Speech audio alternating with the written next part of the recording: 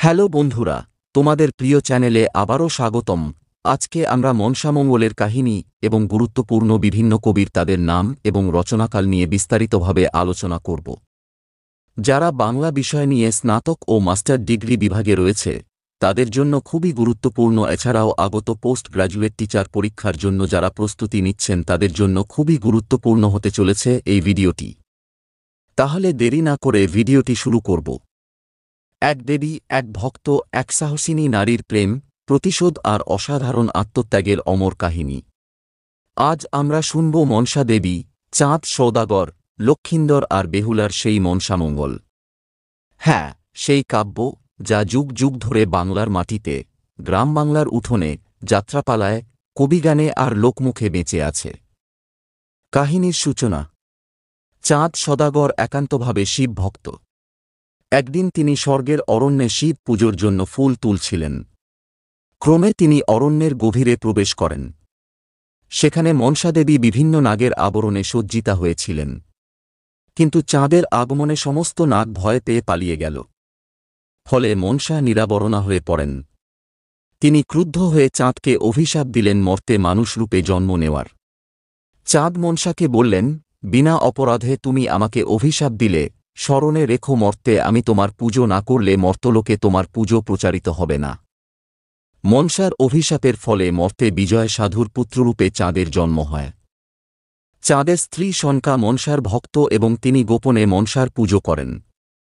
একদিন ক্রুদ্ধ চাঁদ মনসার ঘট ভেঙে দিলেন।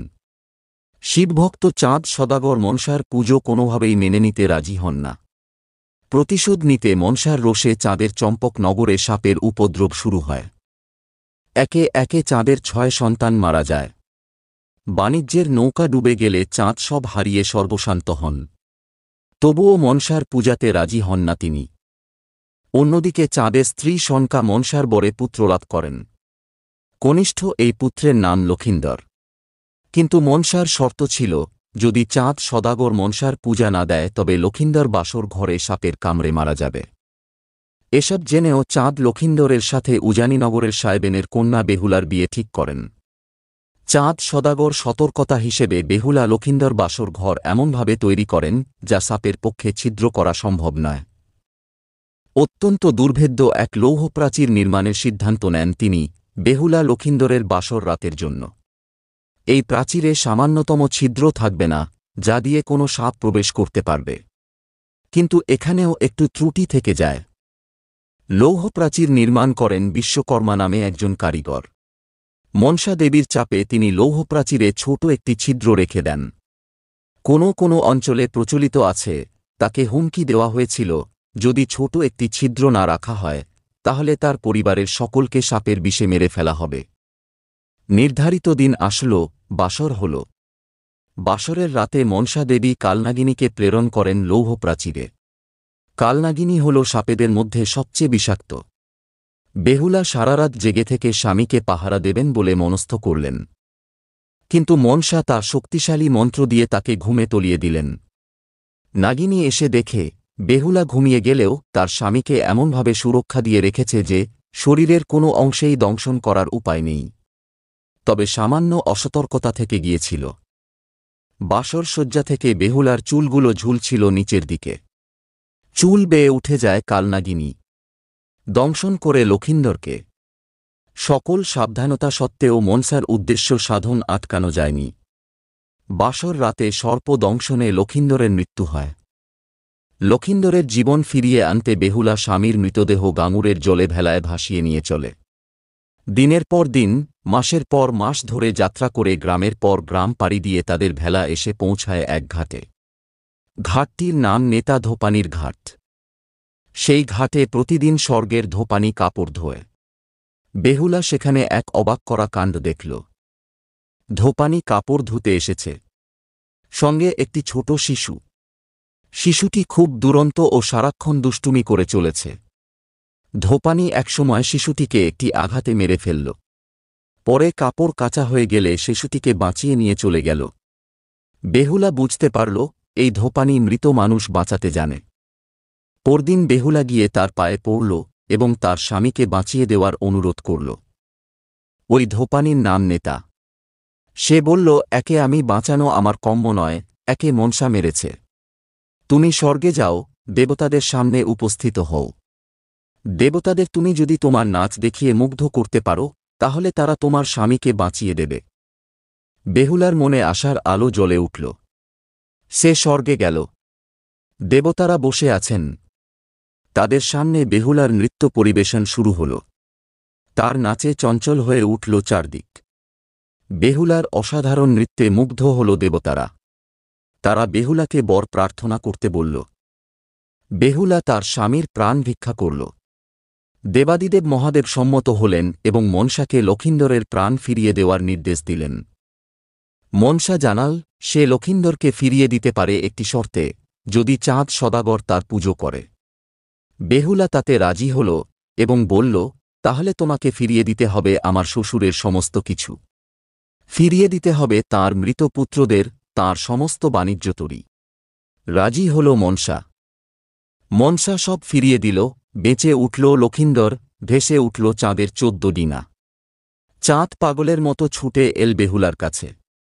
কিন্তু সে যখন শুনল যে তাকে মনসার পুজো করতে হবে, তখন সে কিছুতেই সম্মত হল না। বেহুলা গিয়ে কেঁদে পড়ল চাঁদের পায়ে। বেহুলা বলল, তুমি শুধু বাঁ হাতে একটি ফুল দাও, তাতেই মনসা খুশি হবে। চাঁদ বেহুলার অশ্রুর কাছে হার মানল। চাঁদ বলল, আমি অন্যদিকে মুখ ফিরিয়ে বাঁ হাতে ফুল দেব, তাতেই রাজি মনসা। চাঁদ সদাগর মুখ ফিরিয়ে বাঁ হাতে একটি ফুল যেন অবহেলায় ছুঁড়ে দিল। মনসা এতেই খুশি হল। তারপর থেকে পৃথিবীতে মনসার পুজো প্রচারিত হল। তাহলে বন্ধুরা, আমরা মনসামঙ্গল কাব্যের যে শিক্ষা পেয়েছি সেগুলি হচ্ছে: অহংকারের পতন নিশ্চিত। এক নারীর ভালোবাসা, সাহস ও সংগ্রামের কাছে দেবতারও নত হওয়া ছাড়া উপায় থাকে না। সমাজের লোকবিশ্বাস, ধর্মীয় সংস্কার ও নারীর অধিকার প্রতিষ্ঠার প্রথম পদক্ষেপ এই কাব্য। এভাবেই মনসামঙ্গল কাব্য হয়ে উঠেছে বাংলার চিরন্তন কাব্যধারা। আজও গ্রামবাংলায় পূজার সময়, যাত্রাপালায়, কবিগানে, সাপের ঝাঁপির খেলায় এই কাহিনী ফিরে আসে।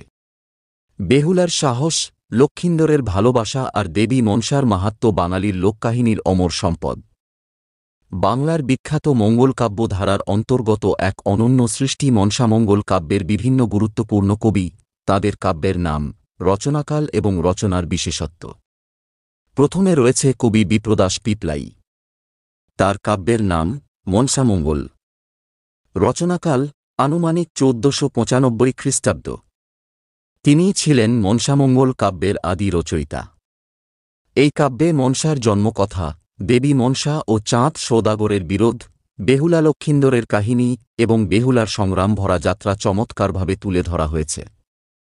ভাষা সরল, ছন্দবদ্ধ এবং পদাবলী আকারে রচিত। এরপরে রয়েছে নারায়ণ দেব। তার কাব্যের নাম মনসামঙ্গল। রচনাকাল আনুমানিক 1575 খ্রিস্টাব্দ। বিপ্রদাসের ধারাবাহিকতায় মনসামঙ্গল রচনা করেন।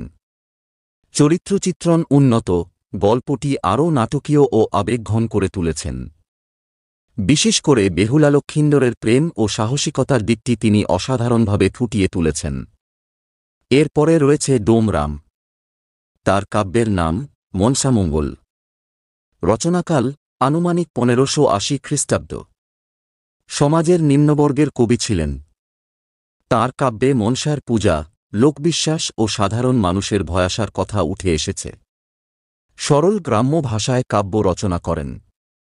সমাজ ও ধর্মসংস্কারের প্রতিচ্ছবি এতে প্রতিফলিত।